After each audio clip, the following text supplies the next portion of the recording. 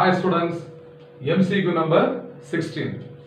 A parallel plate capacitor has a capacitance of 50 microfarad in air and 120 microfarad when immersed in an oil. The dielectric constant K of the oil has to be determined.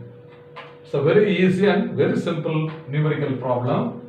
So we write capacitance C in air, that is equal to 50 microfarad, and C in oil is given as what? 120 microfarad. So this is 120. Now we have to find the value of K.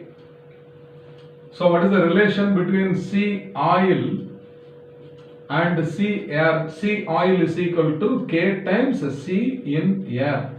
So K is now equal to C in oil divided by C in air. So this is equal to 120 divided by 50. So this is equal to 12 by 5. So this is equal to 2.4. Therefore, K is equal to 2.4 is the answer. So option A is the correct answer. Therefore, option A is the correct answer. I hope you must have understood well. Fine.